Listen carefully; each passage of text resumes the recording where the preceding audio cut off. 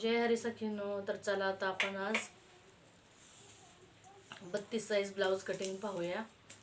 तर बघा, मी 32 साईजचा ब्लाऊज कटिंग करणार आहे अस्तरवरती. तर चला तर मग आपण कटिंग करूया. हे बघा, 32चा चौथा 8 इंच होतो.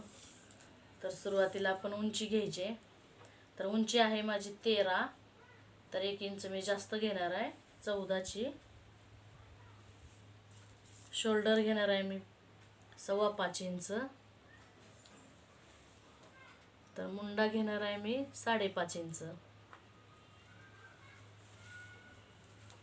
तर बघा, 32चा चौथा होतो 8 इंच. तर हे 8 इंच आणि पुढे शिलाई मार्जिन 1.5 इंच.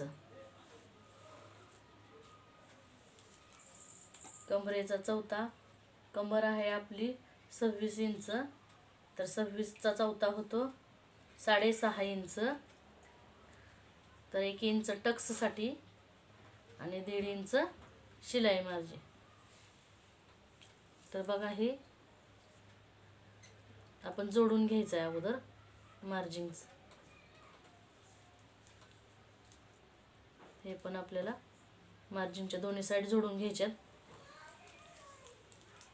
हे बघा, मी पूर्ण मार्जिनच्या दोन्ही साईड जोडून घेतले. आता मुंड्याच्या साईडला यायचं आहे आपल्याला. पाठीमागचा मुंडा मी 1.5 इंच घेणार आहे आणि समोरचा मुंडा मी 1 इंच घेणार आहे.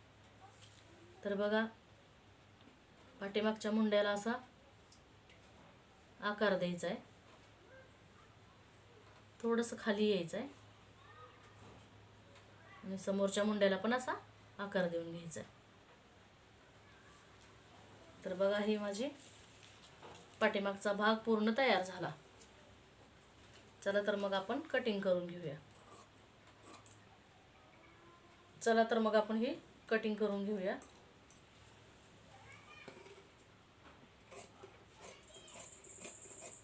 हा असा पूर्ण भाग आपण कटिंग करून घ्यायचा आहे.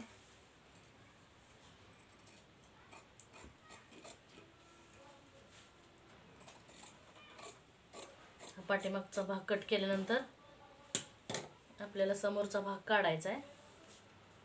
तर बघा, मी आता समोरचा भाग कसा काढते. तर ज्या दिशेने आपण छापून घेतलंय ना हा आकार, त्याच्या अपोजिट साईड यायचं इकडं पाठीमागे. पाठीमागे आल्यानंतर हा असा,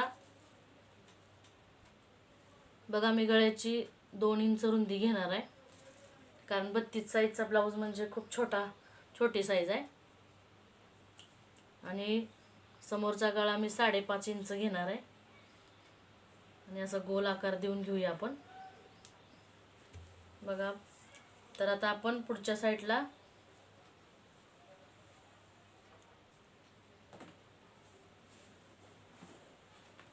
तीन इंच घेणार आहोत ब्रेसपट्टीसाठी आणि पाठीमागच्या साईडला 2.5 इंच घेणार आहोत. तर हे दोन्ही भाग एकमेकांशी जोडून घ्यायचे. ब्रेसपट्टीचा असा आकार द्यायचा आहे. बघा, मग ब्रेसपट्टीचा असा आकार दिल्यानंतर कटोरी आहे ह्याची 5 इंच. तर हे 5 इंचावरती आपण निशाण करून घ्यायचं आहे. आणि हे 5 इंच गळ्याच्या साईडला 1 इंच वरती घ्यायचं आहे. हा 1 इंच आणि हा इकडचं 5 इंच असं दोन्ही मिळून. आणि हा समोरचा भाग आहे. तर बघा, मला पाठीमागच्या साईडचा आखलेला दिसते. तर इथून ही मी 2 इंच किंवा 2.25 इंच घेणार आहे. लहान साईज आहे, मोठ्या साईजला आपण 2.5 इंच घेऊ शकतो. तर ही छोटी साईज असल्यामुळे मी 2.25 इंच घेतले. हे बघा, असंच हे आखून याला आकार द्यायचा आहे, हा कटोरीचा आकार. तर बघा, तर मी कट केलेल्या त्याच कपड्यावरती परत एकदा पाठीमागचा भाग ठेवून घेणार आहे. आणि बघा, मी असं प्रेस करून घेणार आहे. प्रेस करून घेतल्यावर ही तिन्ही साईड आहेत ना, शोल्डर आणि मुंड्याची साईड आणि आपली मार्जिनची साईड अशी आखून घ्यायची. आणि बघा हा भाग असा उचलला की आपल्याला हे बघा तुम्हाला दिसत असेल इथं मी आखून घेतलेला आहे. तर त्याच ह्याच्यावरती आपण साईडचा भाग काढणार आहोत. हे बघा हा भाग माझा आखून झाला. तर आता आपण इथं पुढच्या मुंड्याचा आकार देणार आहोत. तर पाव इंच आत जायचं आहे आणि बघा हा असाच मुंड्याचा आकार द्यायचा आहे. तर बघा हा माझा साईड पार्ट पूर्ण तयार झाला आणि हा कट करून घ्यायचा आहे.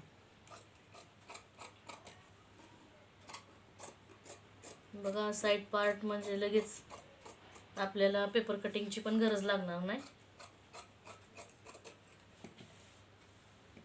पेपर कटिंगमध्ये टाईम जाण्यापेक्षा ही सोपी पद्धत आहे की डायरेक्ट कटिंग करायची अस्तरवरती.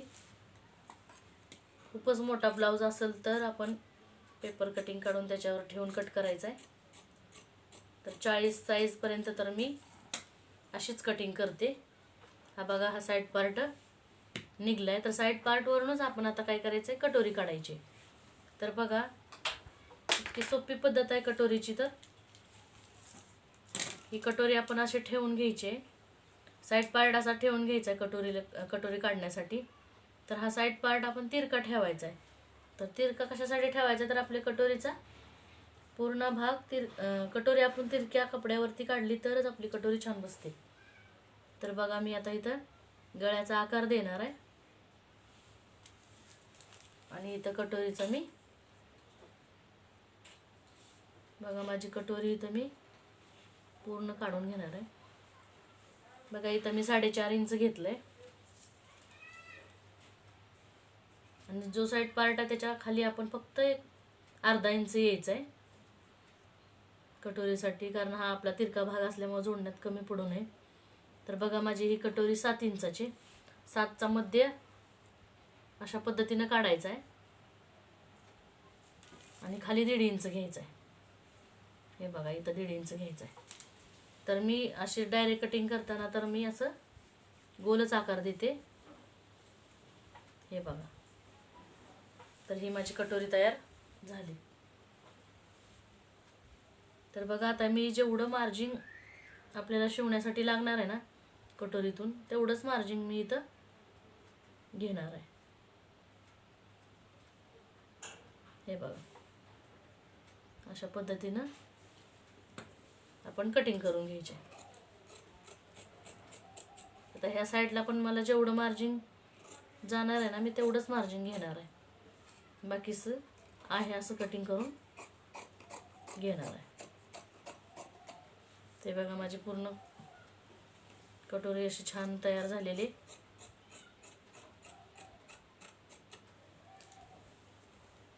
हे बघा ही माझी कटोरी पूर्ण तयार झाली. अगदी थोडक्या वेळामध्ये ही कटोरी तयार होती. तर बघा इथं माझी घडी पडली त्यामुळे मी थोडंसं जास्त झालेलं कट करून घेते. तर बघा ही माझी कटोरी पूर्ण अशी ओपन तयार झाली. तर आता आपण ब्रेसपट्टी काढूया.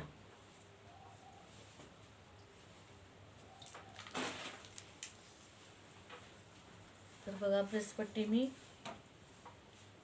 काढणार आहे. तर ब्रेसपट्टीसाठी काय करायचं आपल्याला, पाठीचा जो भाग आहे तो मोजून घ्यायचा आहे 9.5.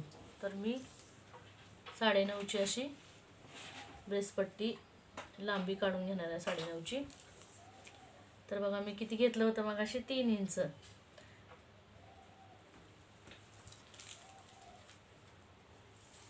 समोरच्या बाजूला मी 3 इंच घेतलं होतं, पण अर्धा इंच मी एक्स्ट्रा घेणार आहे 3.5 इंच. कारण 1 इंच जर जास्त घेतात तर मी 1 इंच जास्त घेतलेलं नव्हतं. पुढच्या भागापेक्षा पाठीमागच्या भागापेक्षा पुढचा भाग 1 इंच जास्त घ्यावा लागतो, तर मी घेतला नव्हता. त्यामुळे मी इथं अर्धा इंच वाढवणार आहे आणि पाठीमागं 3 इंच. तर बघा हे असा क्रॉस आकार द्यायचा आहे.